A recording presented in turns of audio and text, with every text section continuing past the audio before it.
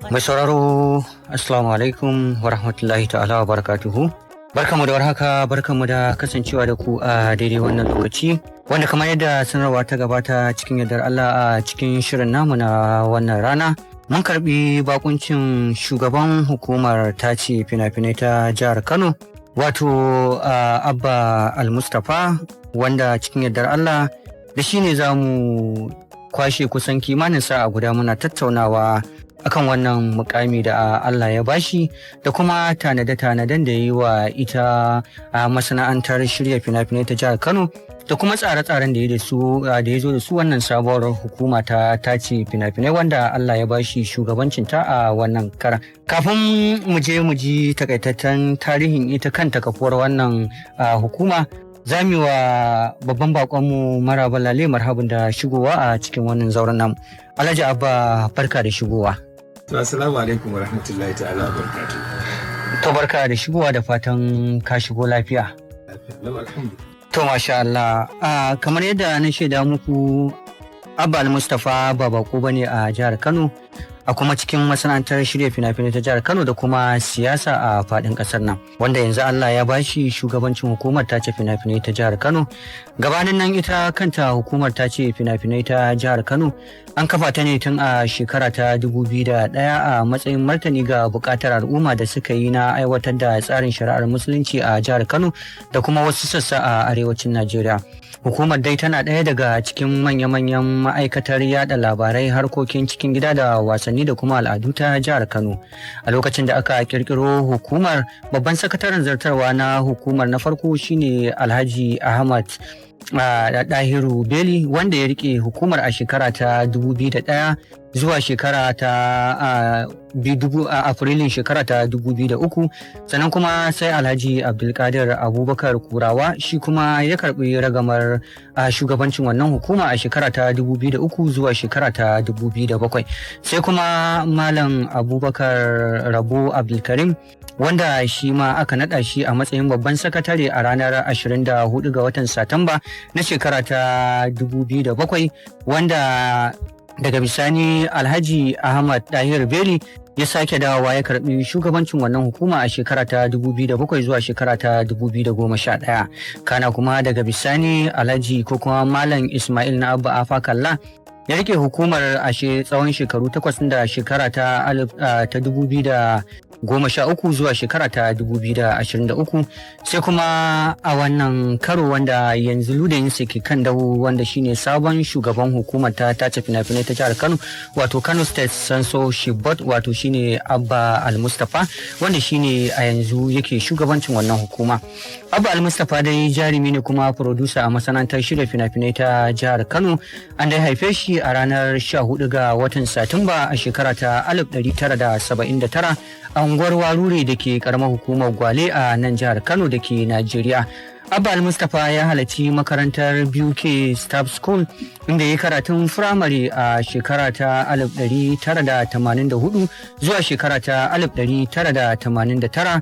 Sannan kuma ya tafi makarantar gidauniya ta jihar Kano a makarantar, inda ya yi karatun sakandare a shekara ta 1989 zuwa shekara ta 1992. Sannan kuma ya halarci makarantar sakandare ta Alhassan Usman Kano, inda ya samu shaidar kammala karatun makarantar sakandare a shekara ta 1995. Kana daga bisani Abba Al-Mustapha ya yi karatun diploma, advanced diploma, digiri na 1 da na 2 a jami'ar Bayero. Wannan shine takaitaccen tarihin Abba Al-Mustapha, shugaban hukumar tace fina-finai ta jihar Kano. Abba Al-Mustapha, ga masu sauraron mu a daidai wannan lokaci wanda suka ji takaitaccen tarihin ita wannan hukuma da kuma kai kanka a matsayin sabon shugaban hukumar, masu sauraro za su ji tsare-tsare da kai wa ita wannan hukumar tun bayan da Allah ya sa aka ambata ka a matsayin shugaban ita wannan hukuma, sannan kuma ka kama aiki gadan-gadan a ranar Litinin din da ta gabata. Duba da cewa masana'antar shirya fina-finai ta jihar Kano ta samu rarrabuwar kai tun bayan shigar siyasa cikin masana'antar, wanda ana gani cewa duk wanda aka ɗauko a cikin masana'antar aka bashi wannan hukuma yana amfani da ra'ayi na siyasa domin cizgunawa wasu ko kuma farantawa wasu. Za mu zo mu ji waɗanne tanadi kai na ganin cewa ka haɗe kan masana'antar ko kuma 'ya'yan masana'antar ita kanta Kannywood ɗin, kafin mu zo ga ita hukumar da Allah ya baka riko ta Kano State Censorship Board. To, assalamu alaikum wa rahmatullahi ta'ala wa barakatuh. Karo na biyu. Ɗanku ne, kaninku, jikanku, masoyinku, Abba Al-Mustapha, haifafan garin Kano mai alfahari da jihar Kano. Allah cikin ikonsa, injiniya Abba Kabiru Yusuf, zababbe kuma gwamnan jihar Kano, wanda ake wa lakabi da Abba gida-gida ko ka ce mishi Abba Gyarau, ya naɗa ni a mukamin executive secretary na Kano State Censorship Board, ana shugaban zartarwa tace fina-finai da ɗabi'i na jihar Kano. Alhamdulillah.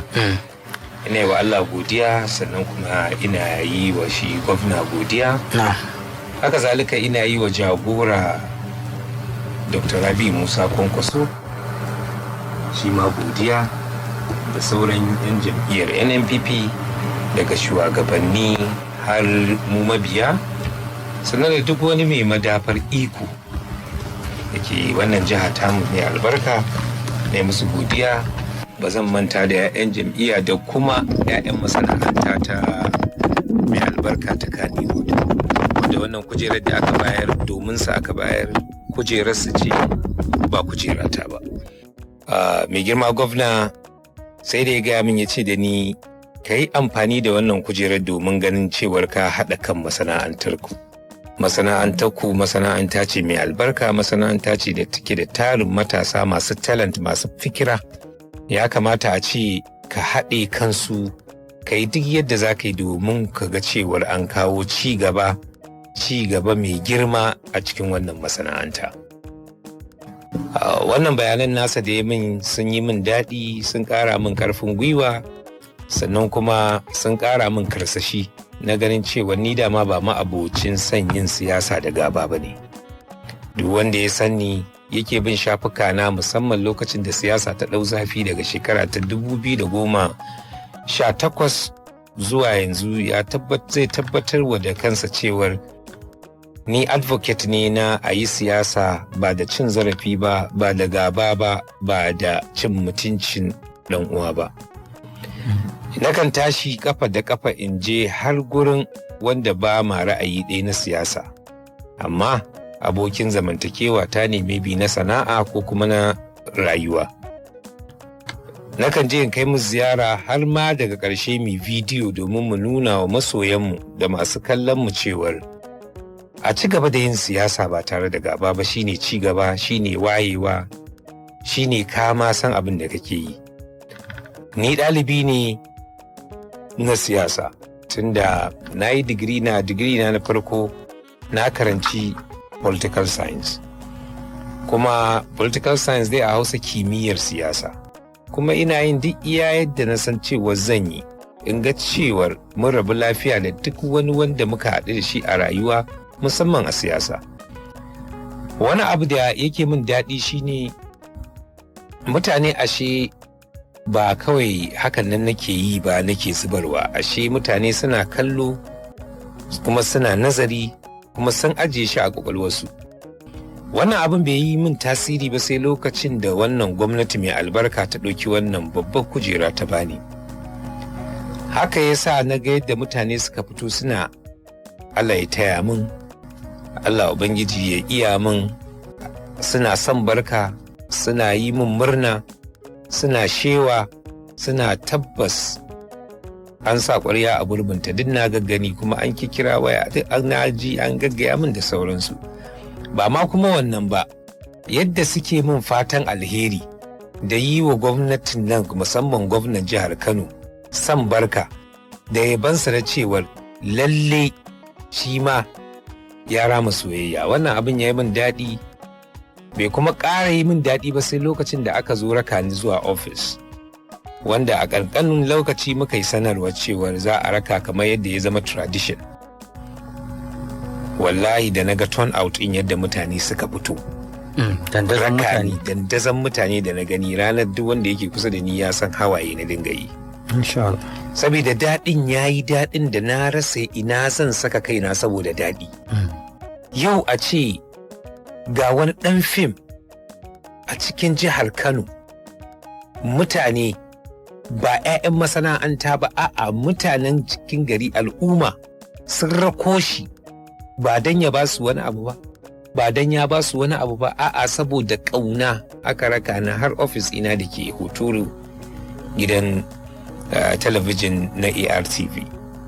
Wani abu ya min daɗi, a nan na ƙara tabbatarwa da kaina cewar lallai idan ka jajirce akan sana'ar ka rike ta hannu biyu, ka mutunta kanka, ka darajanta kanka, ka yi duk abin da zaka iya yi domin ka zauna da mutane lafiya, ka ba su mutuncinsu da darajarsu, tabbas zaka ga abin mamaki a rayuwa.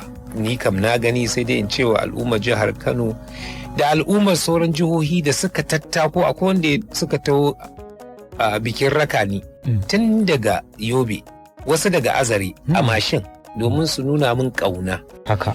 Wani abin ya yi min daɗi, kuma babu abin da zan ce sai dai Allah ya sanya alheri, Allah ya saka musu da alheri, Allah Ubangiji kuma ya ba mu dama, ya buɗe mana kwakwalwa, ya buɗe mana basira na kyautata wa al'ummar jihar Kano tun da wannan kujerar tasu ce.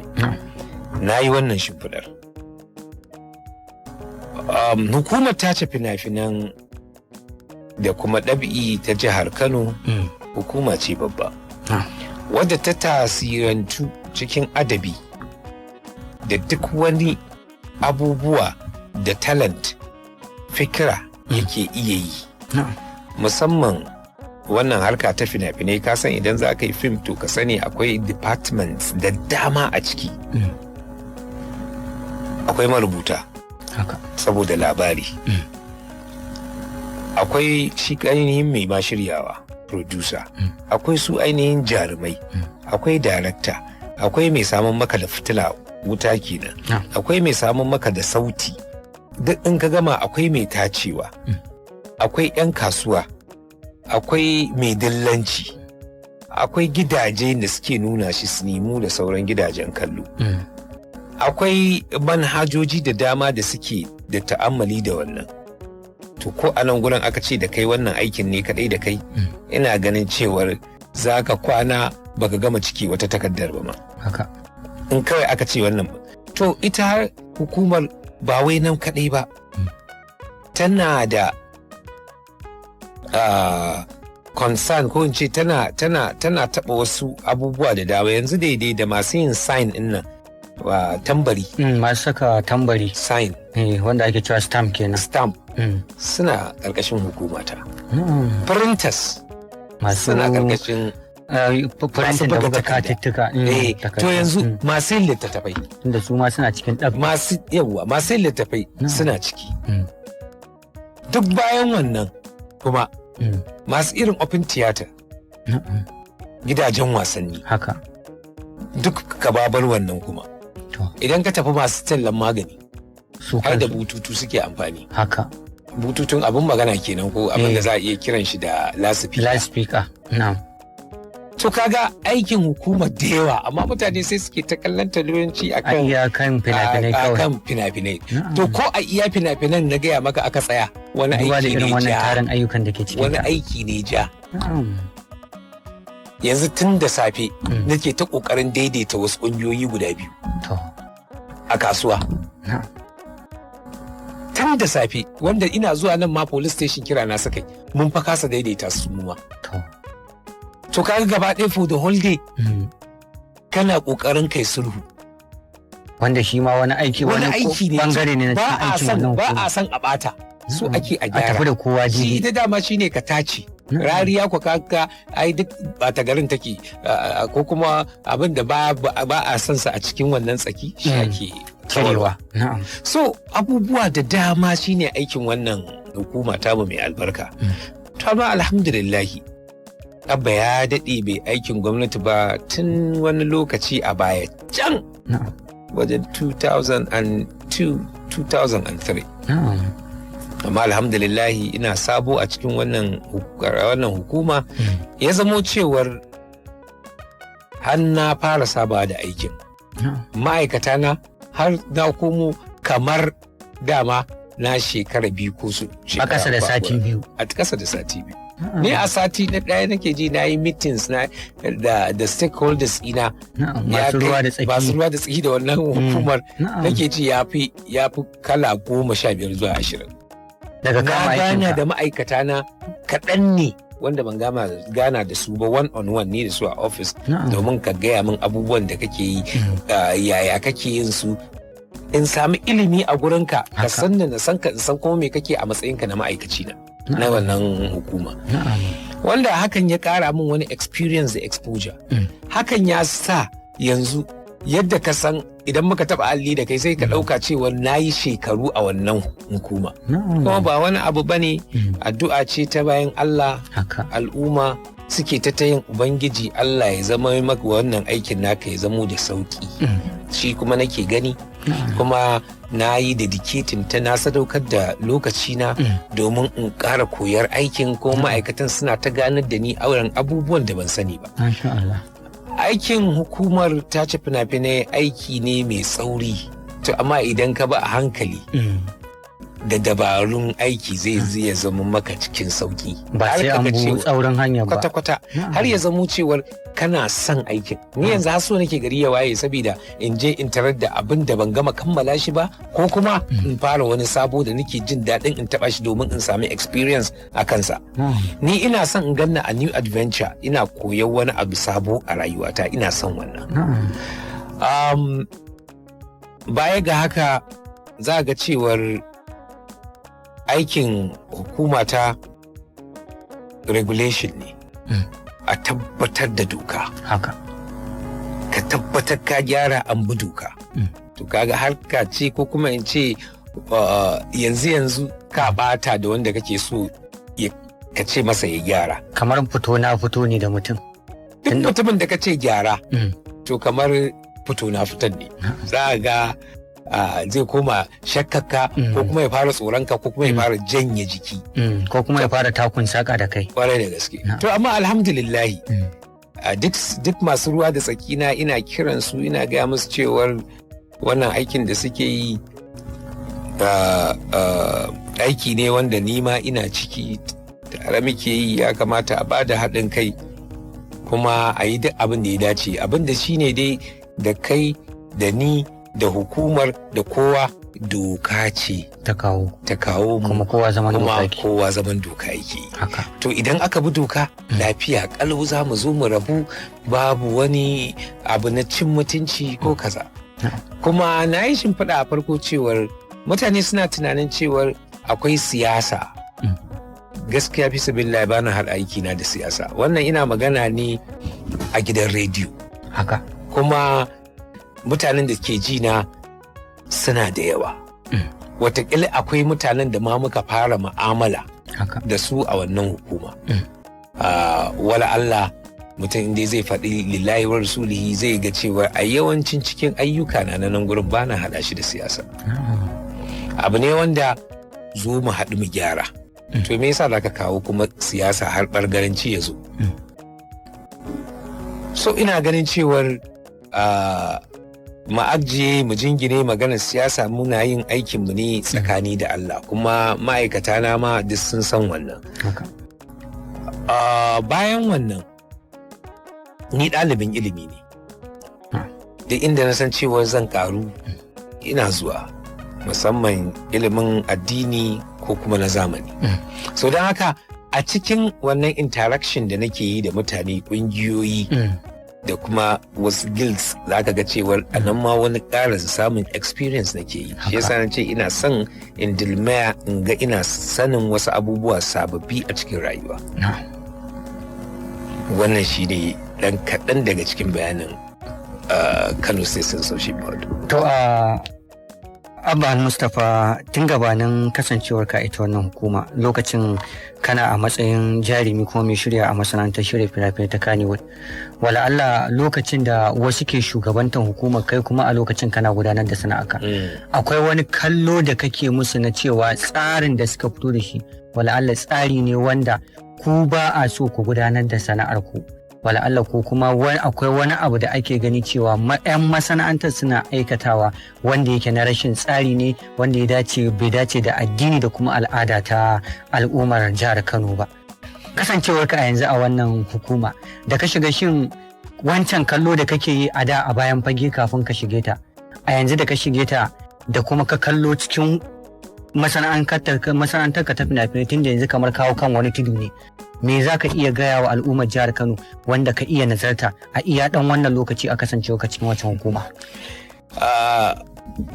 To alhamdulillah, ni dai na san tun wancan lokaci da ake magana ake kuma saka shugabanni na ita wannan hukuma, na san muna da kyakkyawar fahimta da dukkaninsu. Babu wanda ya taɓa hawan wannan kujera na nuna masa cewar makiyin sana'armu ne, saboda ni kullum kallon mutum nake ne masa uzuri da cewar an baka wani nauyi, so kake ka sauke nauyin ta ina zaka fara. Akwai approaches da dama ne yadda zaka kalli al'amura ka fara kuma daga gurin. Yanzu kamar misalin lokacin da na je, kaga ai na fara ne da yaya za mu ga cewar masana'antar Kannywood tunda tana daga cikin masu ruwa da tsaki a wannan hukuma tawa, ya za a yi muga cewa mun tsabtace ta a wannan duk rashin tasiri da kuma rashin da'a na wasu daga ciki da suka shigo, wanda muke ta tunanin ta ina suka shigo. In ka taba mutum yanzu sai ya fito maka da ID card ko license na cewar an bashi ne, hukuma ta bashi saboda ya cancanta ya harkar fim a Kano. Mu rasa to ta yaya wannan waye tantance shi, waye bashi, ko kuma ita wannan yarinya waye tantance ta, waye bata wannan lasisi, ta ina ta shigo, waye kawo ta. So ta nan zo na fara. Ina ganin idan na fara ta nan gurin kuma za ta iya zama min eye opener ko kuma mahanga ga dukkan wasu sectors da nake so na shiga na stakeholders a cikin wannan hukuma. To me ja hankalinka ka fara da aiwatar da wannan tsari tun farko, tun kasancewa ka a wannan hukuma na soke lasisin duk wani a jarumi da wata kungiya da take da rijista da wannan hukuma da kuma gidajen gudanar da wasanni da makamantansu? Shi ne na fara gaya maka ai inna rujul barkowa ko kuma in ce barkowa bakin haure cikin masana'antar.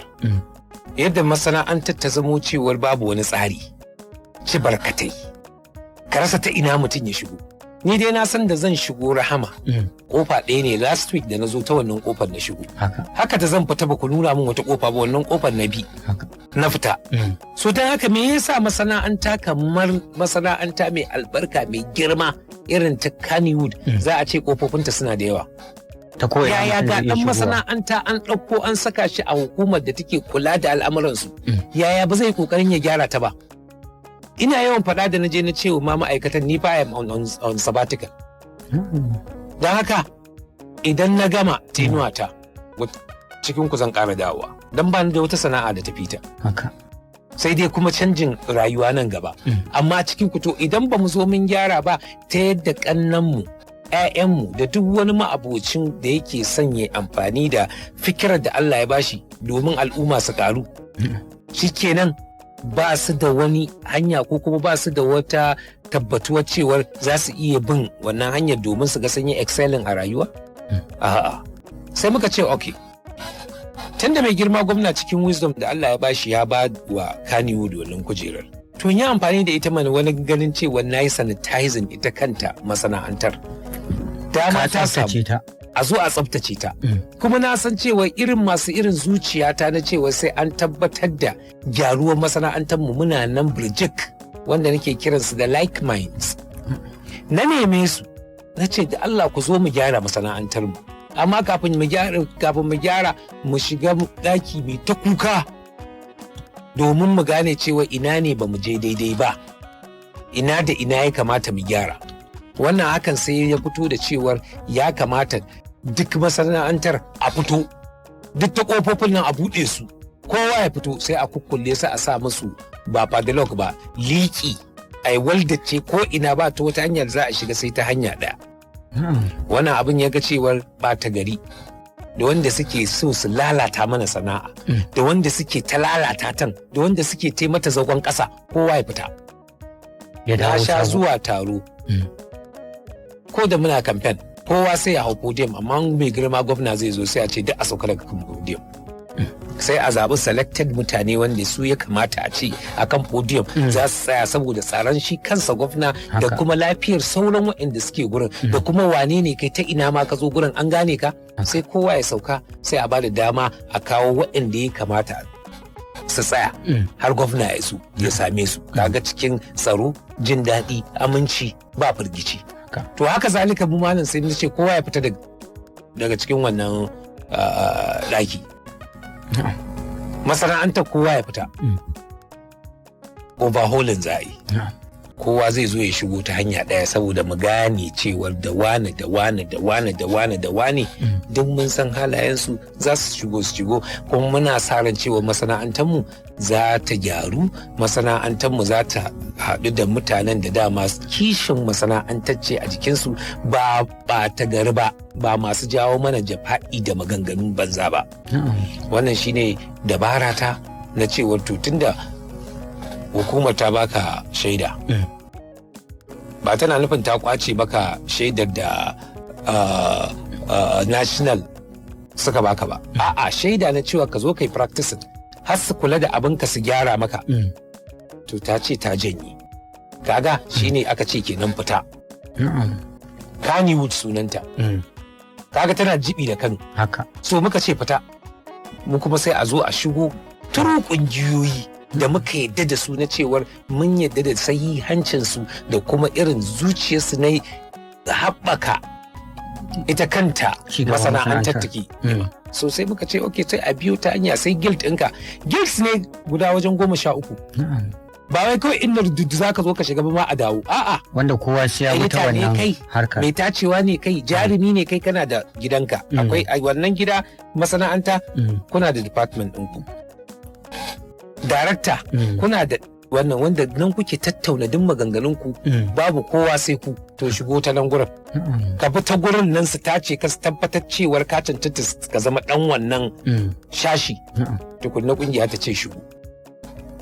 Akwai jarumai, akwai irin su masu shirya producers da marubuta, akwai marubuta, akwai masu lyrics, akwai cinematographers masu daukan hoto, kowa biyo ta wannan hanyar.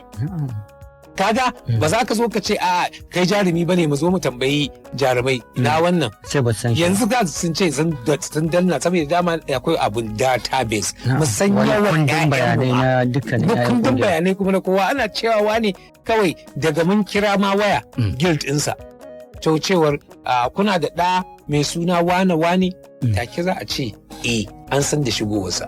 Amma yanzu nan fa za ka ga an kama yarinya da daddare, an kama ta a wajen da bai kamata ba, kawai abu na farko da aka tambaye ta sai ta ce yar fim ce. Wani fim ta yi ko giftawa baka taba ganin ta ba. Wala Allah kawai ga ID card raba take yi. Raɓa-raɓan ma a ina? Raɓa-raɓan ma amma kuma ta samu shaidar daga hukumar ta. Yana ba mamaki sai ka rasa wai to ta dan gaya maka wanda ana sin a cikin unguwa, mutum ya zo ya wuce akan mashin a guje, sai dai a gaggelanta ko kuma a gari gasta ba a gano irin wannan ma an rasa ta. To ya ilahi, ina za mu sa kanmu? Dole mu zo mu tsaftace sana'ar mu. Na faɗa ni ba mu da wata sana'a da ta fita sama da ita muka sani, kuma ko muna so ko ba ma so, Kannywood harkar fina-finai has come to stay.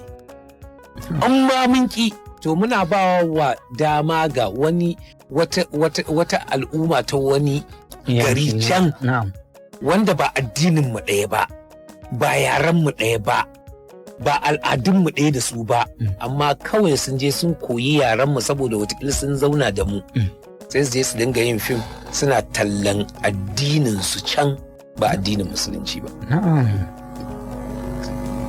da yaren Hausa. Kuma sai a ɗauka waɗannan sai ya je a duniya. Kuma sai aka ji ana cewa 'yan masana'antar Kannywood ne. Akwai fina-finai da dama da nake kallo a wata tasha. Amma sai ka ga daga A zuwa Ya na duk wanda suka fito baka san su ba, kuma kana kallon su ka san ba Hausa ba ne, amma kuma ba addinin mu ɗaya ba, don ba musulmai ba ne, amma za ka ga cewa suna yi da Hausa ma ba su iya sosai ba, amma su duniya in za ta kalla kawai Hausawa ne, kuma a tashar da aka ma liƙa mata Hausa ake saka wannan cin mutunci ne ga yaran mu, cin mutunci ne ga addinin mu. Akwai tsari da kai a kasancewar ka shugaban hukuma don ganin ka dakile irin waɗannan al'amura? A matsayina na shugaban hukumar tace fina-finai da doka ta tsaye gidan ake kan doka, akwai inda nake da restrictions. Akwai inda iyakar aiwatar da aikin ka. Sai dai ka nemi haɗin kai na wasu hukumomi domin saƙon ka je. Kuma ta izinin Allah duk abin da ya dace bi domin mu farfado mu dawo da martabar wannan sana'a tamu za mu yi shi. Abin da nake nema gurin al'umma shine goyon baya, a kuma yi mana haƙuri wajen da duk muka tafi ba daidai ba. Mu ma dama ai ɗan 'yan adam ne wanda za mu iya yin laifi.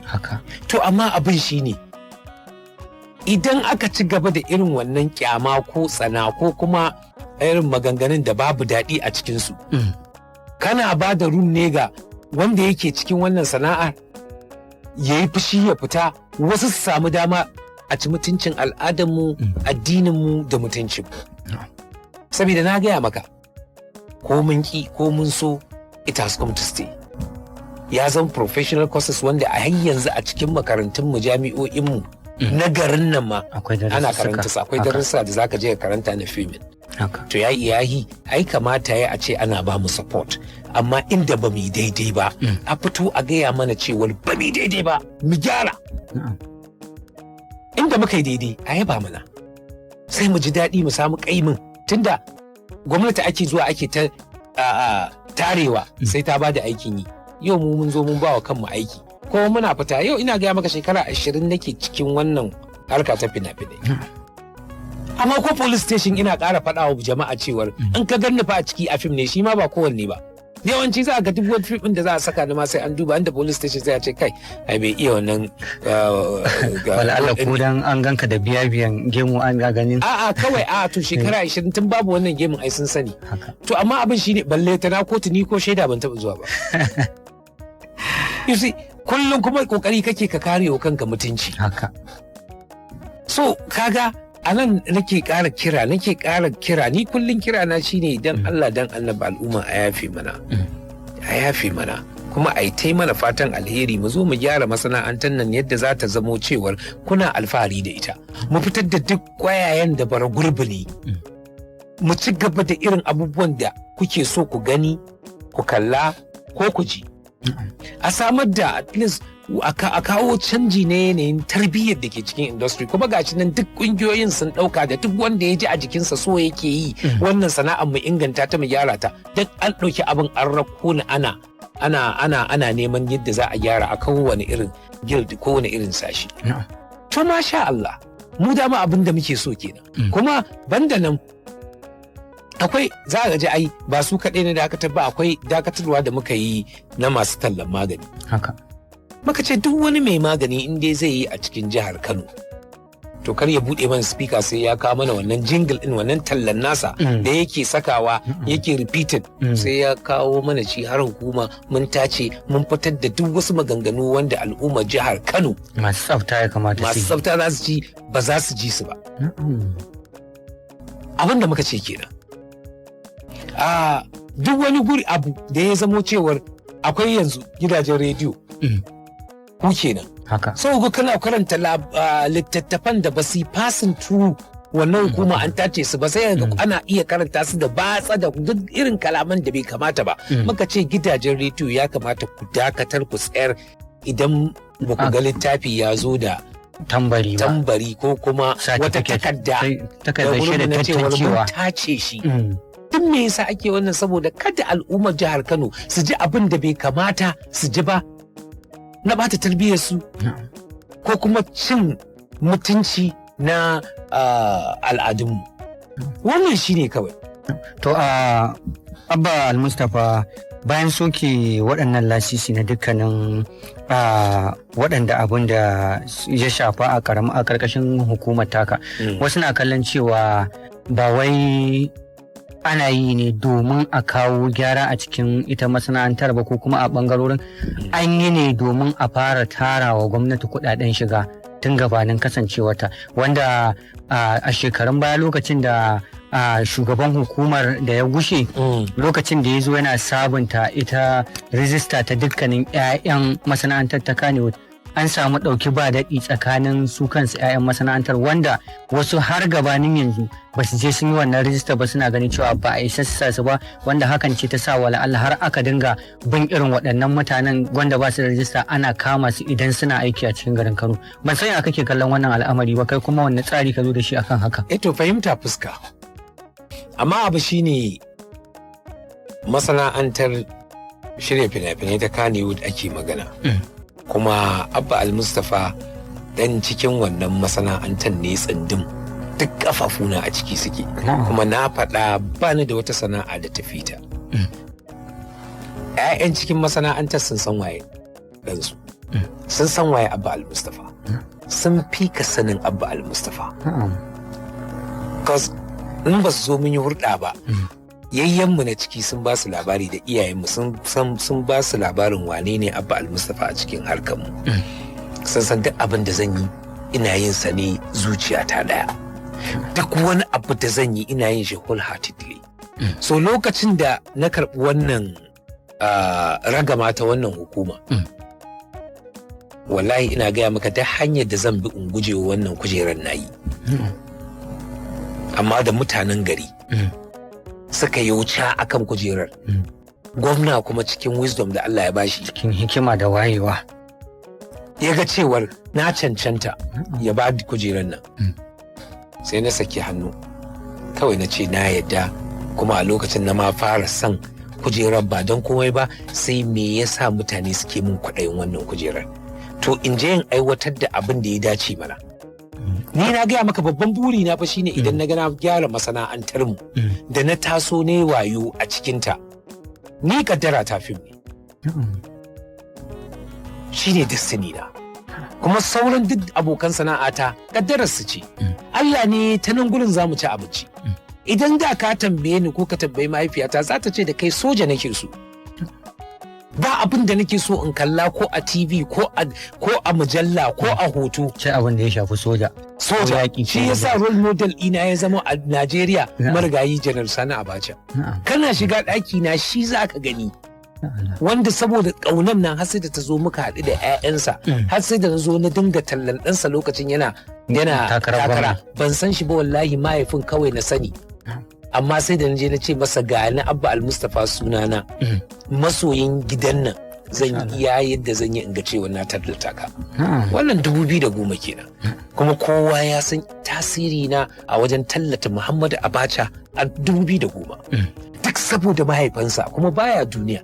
Ni in ka tambaya kawai soja nake so. Amma sai ga Abba Al-Mustapha yana rawa da waka a cikin fulawa. Kaddara ta ce. Haka. Ban isa in canza ta ba. Haka. Kuma kafin na shiga sai da mahaifiyata ta sa min albarka. Na taso cikin zafin maraici sai mahaifiyata. Amma a lokacin da na zo za mu yi, ba ni bane jarumin. Mun zo mu yi ne tunda mun ga a lokacin in ka kai kasuwa ana siya har ma ka iya sayan mota. Ni jami'a nake so in dinga shiga da mota. Muka haɗu ni da abokina ya iya labari, ni kuma na ce bara mu je mu samu babata in ta yadda za ta ba mu jari. Me yi mu ma mu je mu sai mota mu da mata da kuɗinta. Haka na je ta ga yau ga ɗanta yana son ma ya business. Da muka je za a fara fim ya gama duk shirye-shirye sai jarumi da zai yi wannan role ɗin bai so ba. Kuma babu waya a lokacin. Akwai amma dai irin bata zama za ba ka kashe ta wajen kwana 5 ma a kashe, saboda ba kowa bane ma zai ma kira ka. Aka dinga kira har na ga cewa mana ta asara ana sai aka ba mu shawara duk lokacin duk wani actor kuma a lokacin Jabir Mizu zamu nema ya zo yayi, sai zamo cewa duk ba sa nan suna Kaduna, wasu suna Jos suna shooting. Sai zamo cewa hotel da muka kama ake yin dandalin location din kuɗin yana ƙare, yana tafiya a banza. Abinci da ake dafawa za a samu kare lokacin da muka yi da su yana karewa sai aka ce me yasa ba zan yi ba na ce haba ya za a yi abin da ko ganin ni ko fim biyu ban taba kalla ba a Hausa ban taba kallon fim guda biyu ba na shiga harkar fim na je ne kawai in yi producing ne amma saboda confidence din an saka min na cewar yes you can do it ni mana saboda mu taimaki kanmu saboda sana'ar muke mun fito da kuɗin mu ga kuma kuɗin nan karɓo su muka yi aro sai aka koma babu mu ke dafo mana abincin da za a kai location aka ce mata har yanzu fa babu abin da ake yi saboda wancan bai zo ba labari ne a cikurkuɗe da shi da haka komai sai da shi ta kalla aka ce mata amma an ce zan iya yi tunda muna da resemblance da wancan actor sai ta ce sauran da suke yi kun su kai saboda ta san su gida 5 ne ko 6 marabanmu da gidan su Aminu Sharif Momo gida bai fi 15 ba shine tazaranmu da gidan su Ibrahim Mai Shinku duk family friends muke duk zaka ga iyayenmu mata a tare a wani lokacin tun gabanin ma shiga kufin ma kenan to dukkanta take gaya min sauran da suke yi kafin su kai suka tsaya suka yi suna neman arziki kai ma ka ce kai kuma ka yi da gaskiya za ka kai ga gaci ka je kai ka san zafin kuɗin ka ma da ka ɗauko ka saka wannan maganar ita ce ta dinga boosting moralina har na je na koma na ce to zan yi tun ina ɗin tsoron kyamara ana kuma dasawa kawai sai confidence ya zo min shikenan the rest is history Abba Al-Mustapha na wannan lokacin shine yanzu yake magana a matsayin shugaban hukumar tace fina-finai da ɗabi na jihar Kano. Wannan na bada ne ya zamo cewa wata matashiya ga duk wani matashi ko matashiya mai son shiga wata sana'a su rike ta da gaskiya, su rike ta da mutunci, su rike ta da gaskiya da daraja, su kuma yi duk abin da suka san za su yi domin su fitar da kansu mutunci ba su lalata wa kansu suna ko mutunci a cikinta ba. Komai za ka iya zama.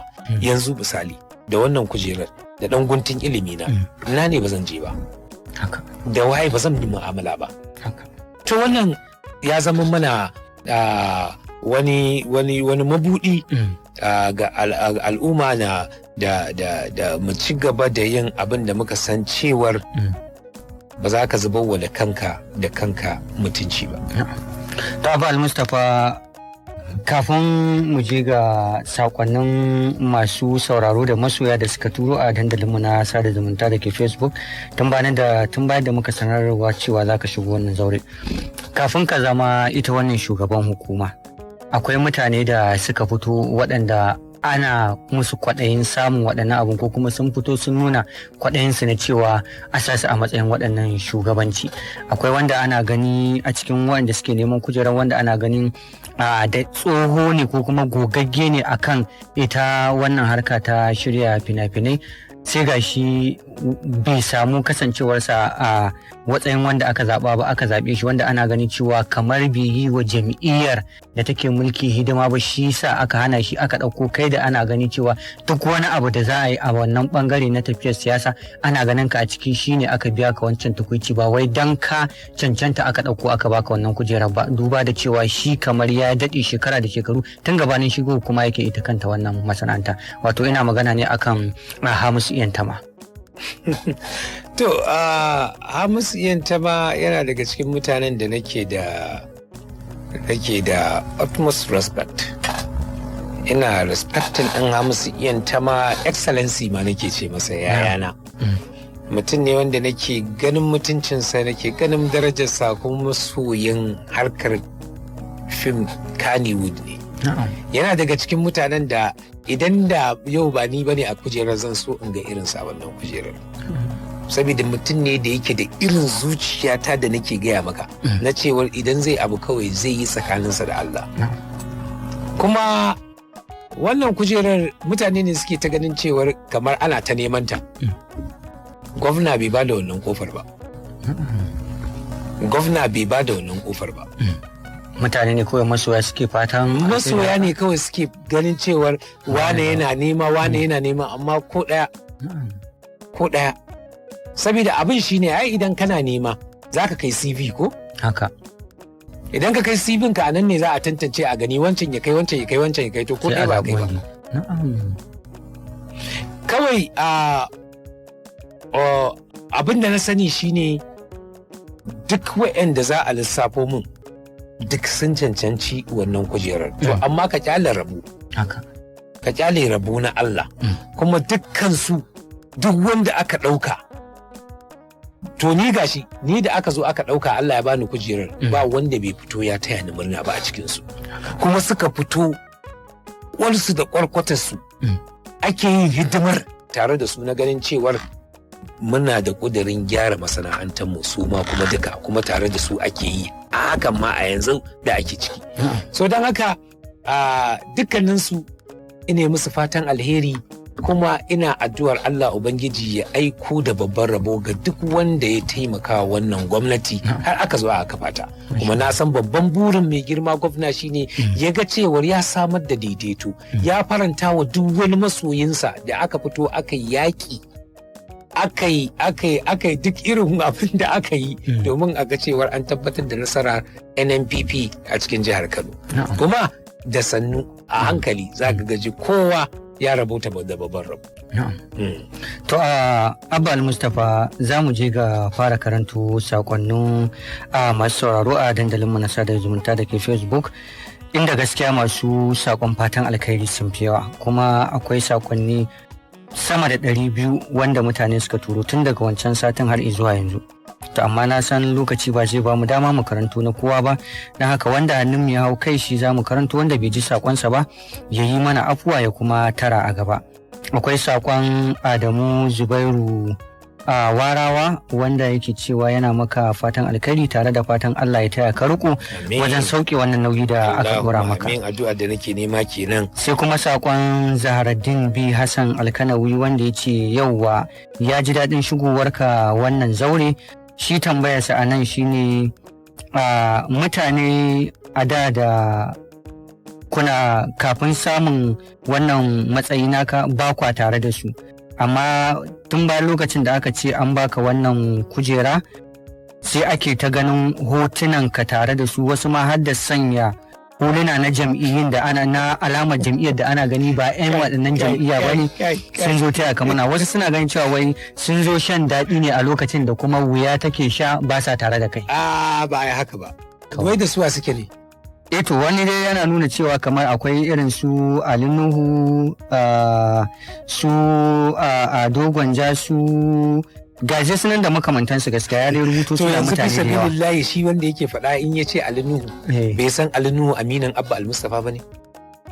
Bai san cewar ya je ya duba yanzu na bashi, ya je ya duba fejika na gaba ɗaya na sada zumunta na social media ya gani zan iya yin postin ɗin hoto 10 babu Ali, ba mai shadda, babu su duk wanda yake faɗan cewa sun zo su ne ma a gaba.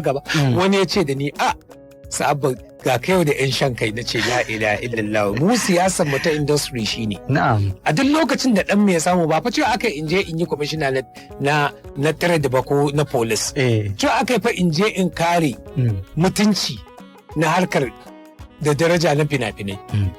Ba su zan kare ba? Haka. Ya ba za su zo su fito su taya ni murna ba. Su abin da suke yi a nan gurin idan akwai tallan 'yan siyasa da ake ta yi a Kannywood. Amma fa idan aka ci nasara sosai a zo kuma a haƙura lokacin talla ya ƙare, lokacin aiki yadda ka kai wato Kannywood sun iya buga siyasa. Ina son irin siyasa su.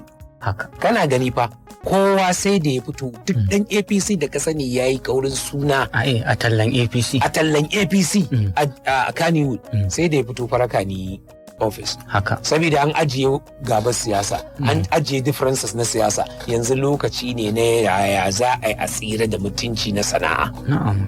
To don haka wannan wayewar ni ita nake so. Wai tsaya, ka taba ganin manyan nan suna rigima, manyan shugabannin kasar mu, shugabannin ka taba ganin suna rigima akan siyasa? Sai dai kawai magoya baya su ta yi. To amma abin shine za a ga daya on the same page. Kana can kana rigima sai ka gama ɗansa da ɗan wanda kake rigima an haɗu ya aure, surukai ne. To karshe dai a Kano dai kana gani dai. Kar in kama suna amma kana ganin jagoran ɗariƙar waccan jam'iyyar da jagoran duk duniya.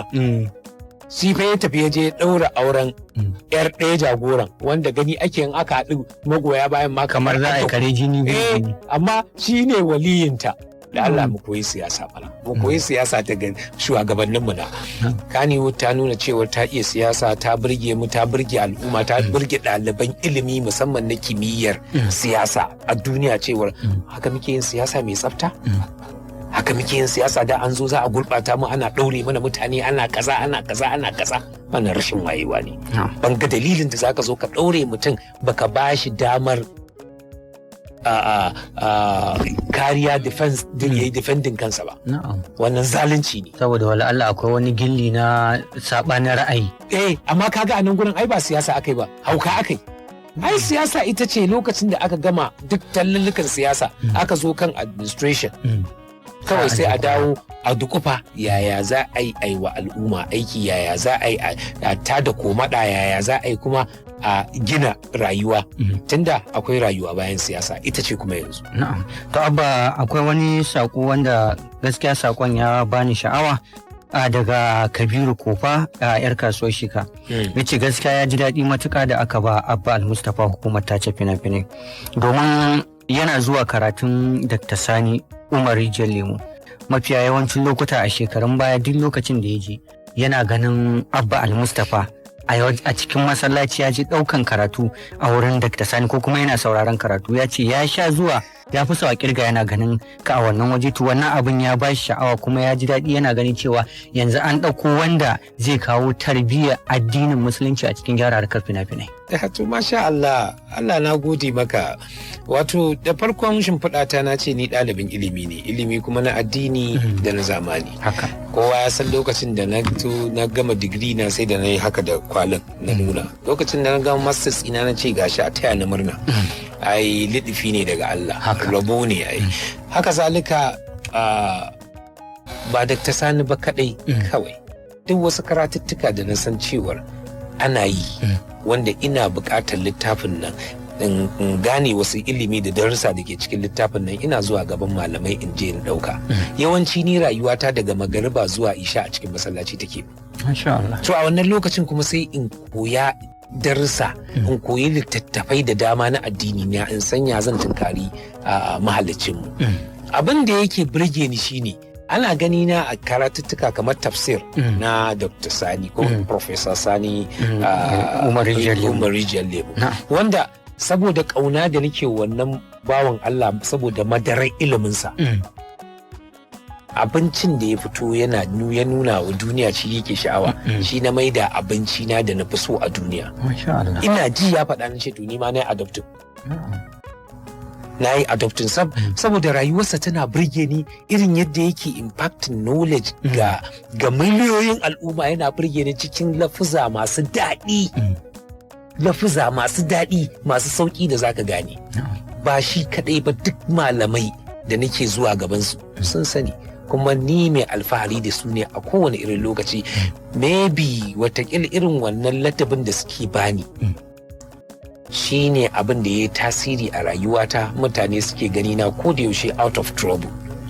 Irin kamar ba a ganin ka a abubuwan da suke kamar na marasa jikirina da abubuwan da ake gani ba su dace tafiya ba. Kuma daga irin gidan da na taso, kullum da safe zan tashi da asuba in je in tarar da mahaifiyata. Ba na jin mahaifiyata tana yin wata bata sauki Kur'ani ba tun da na taso a duniya, ina karami har yau. Masha Allah. So irin wannan na tasirantu. Shi yasa na ce da kai ni fa kaddara ta fim ce, kuma Allah Ubangiji yana ci gaba da bani kariya da kuma ɗaukaka a cikinta, saboda na rike ta zuciya ɗaya, ina ganin tasilarta ma zan iya zuwa aljanna. To masha Allah, Abba, lokacin namu ya fara kawo jiki, bari mu ɗauki waya ko da 2 ne zuwa 3. Assalamu alaikum. Wa alaikum salam, a gurguje da wa muke tare. A gurguje sunana Mubarak Awwal Sabon Tegi Bunkuri. To ka ji tattauna da muke da bakon mu Abba Al-Mustapha, mecece gudunmuwarka ko tambaya gare shi? Alhamdulillah, na ji daɗi sosai da gayyato wannan jarumi nawa na masana'antar fina-finai ta Kannywood. Amma yanzu ba a matsayin jarumi ya zo ba, a matsayin shugaban ne. Na samun wannan bukari. Kuma dama tun lokacin da ake yawon kamfen fata na da kenan wannan kujera. Na'am. Allah ya tabbatar mana, don haka gaskiya na ji daɗi sosai na taya shi mana. To masha Allah, muna godiya. Muna godiya. To masha Allah yana godiya. bari mu ga ko za mu sake samun wani layin kafin mu karkare. Assalamu alaikum. Wa alaikum salam, a gurguje da muke tare. To kai sai kuna tare da Muhammad Aminu ya san Naiba. To Muhammad Aminu, me ce tambayar ka ko kuma fatan alkhairi ga Abba Al-Mustapha shugaban hukumar tace fina-finai ta jihar Kano? Kamar a irin gidajen kallon bol na cikin unguwanni da irin a event center din nan da ake za ka ga wasu ma ba event din bane, kamar wurare ne da haka za a buɗe su a cikin unguwanni. Ana ire-iren wayannan tarurrukan, to kamar akwai wani tsari da suka fito da shi wajen tantance ire-iren waɗannan wuraren, saboda za ka ga suna zama barazana ga tarbiyya, wasu kuma kamar gidajen kallon suna zama kamar takura ga makota. To suna da wani tsari ne na samar da tsari kyakkyawa a cikin wannan bangaren. Wannan ita ce tambaya ta, fatan za ku tashi lafiya. To masha Allah, muna godiya a bukatun to tambaya. na ji daɗin wannan tambayar kuma albishirinka mai tambaya.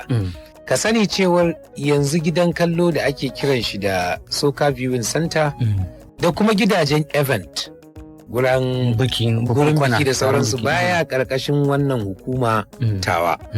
Amma muna kokari saboda hukuma mu ce da take da alhaki da abin, sai aka samu sakaci na shugabanci aka karbe wa'annan gidajen saboda dan abin da ake samu aka maida su wata hukumar ba tawa ba. To amma yanzu cikin ikon Allah muna ta kokarin yadda za a yi a dawo mana da gidajen domin mu ba su tsare-tsare yadda ya kamata, kuma yadda ba za a takura ba, yadda za ta zamo cewar akwai tsafta a irin wa'annan guraren sosai. Na gode. Assalamu alaikum, kai ne mai waya na karshe da wa muke tare. Wa alaikum assalam, za daga murya. Barka da zuwa. Na'am, wa muke tare. Kana tare da fara mai kallon jarsu. To masha Allah, me ne ce tambayar ka ko fatan alkhairi gare shi? Wani tanadi aka kuma ƙananan mawaƙa ne don suna ganin an taso da su ƙarƙashin shugabancin nasa. A wuta ne fara da shi. To masha Allah. Abba, wani tanadi aka yi wa mawaka? Ai na gaya maka, kowa ba ma mawaka ba, duk wani wanda yake da ruwa da tsaki a cikin wannan yana da kungiya, da kungiya muke yin magana ta nan za a samu capacity building. Mu abin shine so muke mu samar da ilimi a cikin harkar ilimi in such a way that a koya maka ma sana'ar da ake yin ta, ethics inta, etiquette inta, da duk wani abu da ya dace ka sani akan sana'ar yadda za ka samu iliminta. Shi muke ma fara so, daga nan kuma ai ɗaukaka ta Allah ce. Kana karamin mawaƙi wataƙila kai abin da za ka zo ka shahara a cikin 'yan mintuna ko a cikin 'yan daƙiƙoƙi ko cikin awanni ko kwanaki ko watanni ko shekaru kaɗan. Wannan kuma lokacin ɗaukaka ba ta zuwa har sai an sha gwagwarmaya. Amma dai duk abin shine mu samar da enabling playground, wani dandali da ya zamo cewar za ka iya zuwa ka sami ilimi na gogewa da sauransu, kuma sana'ar ka san darajarta, ka san maya ake yin ta. Shine ɗaukaka kuma ai ta Allah ce, sai a ci gaba da yi ana ta addu'a har lokacin da ɗaukaka za ta zo from there, kuma sai a fara gwagwarmaya da ya za a iya rike ita kanta ɗaukakar. Abba, menene sakonka ga al'ummar jihar Kano, musamman ma 'ya'yan masana'antar fina-finai akan wannan shugabanci da Allah ya baka ta hukumar tace fina-finai ta jihar Kano? To na faɗa, na ƙara faɗa, yanzu zan faɗa. Kujerar nan da nake kai ba kujera ta bace, kujerar Kannywood ce, kujera ce kuma ta al'ummar jihar Kano. Shine nake so gaba ɗaya a zo a haɗa a dunkule. Tsintsiya idan tana ɗaure za ka iya komai, amma idan ka warware ta to ba abin da zaka iya, sai dai ka dinga ganin sticks din a hannunka. Abin da nake nufi a nan shine mu zo mu haɗu da shawarwari, da ƙwarin gwiwa, da support, da love, da encouragement duka, da addu'o'i da sauransu, domin ganin cewar mun fita kunyar al'ummar jihar Kano, mun fita kunyar mai girma gwamnan jihar Kano da ya ɗauko ɗan cikin masana'antar ya ƙara damƙa masa wannan kujera lintsime mai albarka. Da ƙarshe a al'umma ina fatan alheri a gare ku, nima ina son ku ci gaba da yi min addu'ar fata alheri da addu'ar Allah Ubangiji ya kama min, ya ƙara buɗe min, ya iya min a duk inda gurin da ba zan iya ba. Allah ya taimake mu baki ɗaya. Daga ƙarshe kalmata ta ƙarshe shine sai godiya. To mama, daga nan mita 97.3 a zangon FM Rahama Radio muna cewa sai godiya. Da haka ne tattaunawa tamu ta kawo ƙarshe tare da Abba Al-Mustapha, shugaban hukumar ta ce fina-finai ta jihar Kano, kuma kun ji bayanai da tanade-tanade ya yi domin kawo gyara a cikin wannan masana'anta da kuma jihar Kano baki daya. Abba muna godiya mu ma daga wannan kafa muna cewa Allah ya taya karko kuma Allah ya taya ka sauke nauyin al'ummar jihar Kano. A madadin hukumar gudanarwa ta wannan kafa mai albarka Rahama Radio farin cikin al'umma, ni Mustapha bin Adam da na jagoranci gabatar da shirin nake cewa mu kasance a wani makamancin shirin idan Allah ya kai mu. Wassalamu alaikum wa rahmatullah.